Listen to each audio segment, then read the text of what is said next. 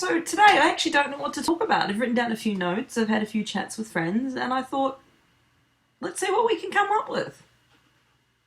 My father's recently been away on a holiday in New Zealand, and he's come back. And so the first day that he gets back, my sister comes over for dinner. And she's like, yeah, I'm making burritos. And the next minute the plastic packet comes out, and then like the mince comes in plastic, and then what else was in that? Like the taco kit, the tacos and stuff. Yeah, we had tacos and burritos because, whatever. And I'm like, wow, I've done so well for the past 3 weeks. And then on one small evening, I feel like, wow, I just let it all go. And I realized it's easy for me to make the decision to go to the supermarket or to go to the butcher shop with my plastic container and say, here, can I have 500 grams of mince, please? Which, by the way, they are absolutely more than happy to do. But how do I ask that of my parents or of my sister or my friends? I can't, and I won't. So I feel like these next 2 weeks, what do we got? A week left. Going to be very interesting, and I can foresee that my plastic consumption is going to go up. So how about we talk about this? How is everybody's shampoo use going, and moisturizing creams and all of those kind of body products that you're like, it won't matter because I still got some left at the beginning of the month and it will see me through? Well, if I'm like you, that shampoo has definitely run out, and I'm like, okay, now we got to try some natural recipes that are plastic free. And I must say, I have started washing my hair with this honey water mix, raw honey water mix, and it feels really gross when you put it in. And then you kind of like, oh, I haven't washed my hair, it's not clean at all. But then the next day, it feels amazing. So yeah, that's 3 tablespoons of raw honey and a tablespoon of water, warm water. Dissolve it all up, put it in a bottle, shake it, use it. Oh yeah, that's the good shit right there. This jar of brown sludge that you're looking at is my body scrub. This is one of them, actually. This is the one that lasts longer.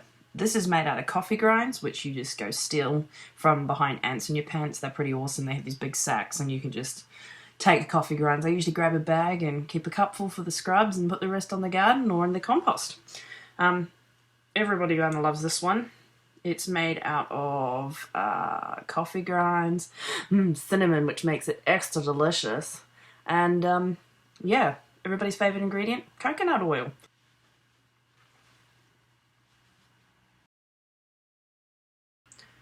Cue serious face. So the other day I was fortunate enough to be on a boat out by Rottnest, and hey, what a way to spend a day, that's great. But there were these white things floating in the water, and I couldn't work out what they were, and I was like, oh guys, check that out. And they're like, what, we can't see it. And I'm like, over there. I'm like, oh, it's okay, it's swum away.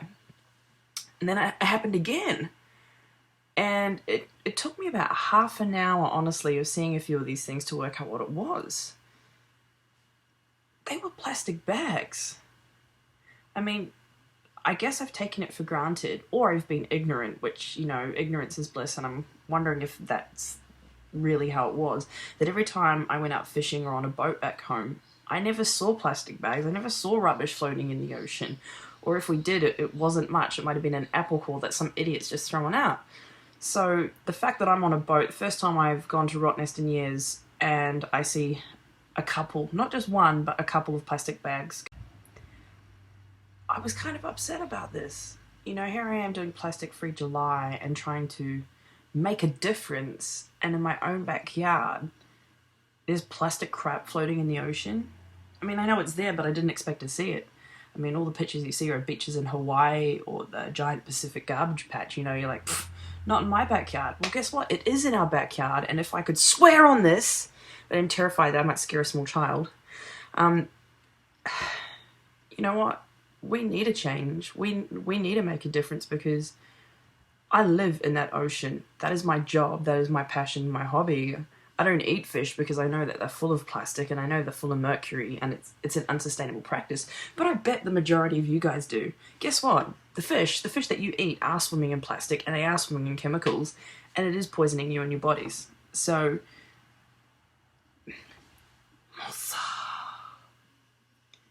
I guess it brings to the point, why am I doing this? I mean, what can I personally achieve by getting rid of plastics out of my life? By saying, no, I don't need that straw or that sippy cup. Well, I had a conversation with a good friend of mine and she said, well, what's the point? You know, like, unless we can achieve critical mass, we aren't going to make a difference. So what is critical mass? I mean, how on earth are we going to get the majority of the population to turn around and actually take a look at this and go, you know what, it is a problem and I can make a difference? I mean, for me personally, the answer as to why I do it is so I can sleep at night.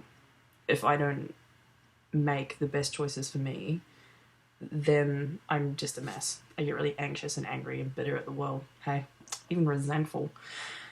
So I do what I can do, knowing that I've done my part. And then I like bitch and moan about it to a whole bunch of other people, like my friends, and they get sick of listening and then they stop buying plastic things around me, so it's great.